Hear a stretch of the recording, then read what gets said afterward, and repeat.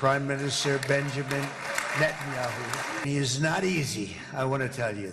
He's not the easiest guy to deal with. This has been one of the greatest wartime presidents. Cigars and champagne, who the hell cares about that? Mr. President, why don't you give him a pardon? We make the best weapons in the world, and we've got a lot of them. And we've given a lot to Israel, frankly. I mean, Bibi would call me so many times, can you get me this weapon, that weapons, and you obviously used them very well.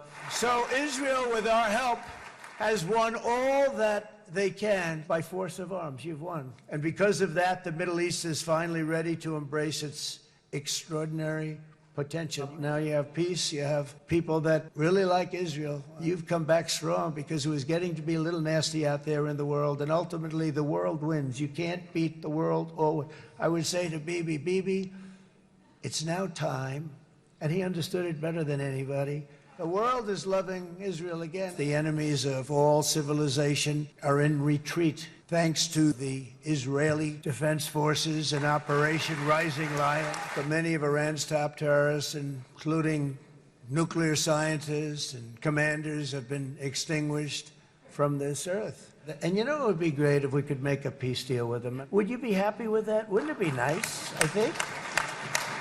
Because I think they want to. I think they're tired.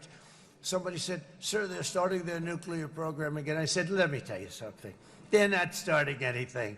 They want to survive. The last thing they want to do is start digging holes again in mountains that just got blown up. And let me also convey my tremendous appreciation for all of the nations of the Arab and Muslim world that came together to press Hamas to set the hostages free and to send them home. We had a lot of help. We had a lot of help from a lot of people that you wouldn't suspect.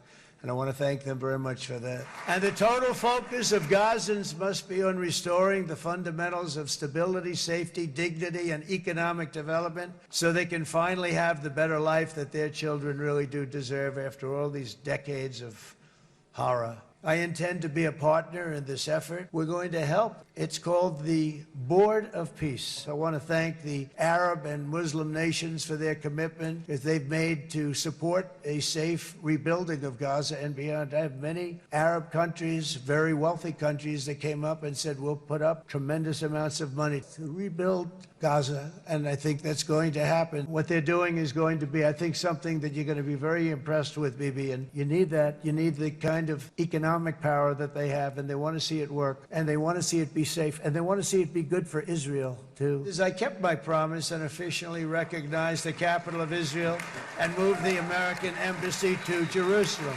Isn't that right, Miriam?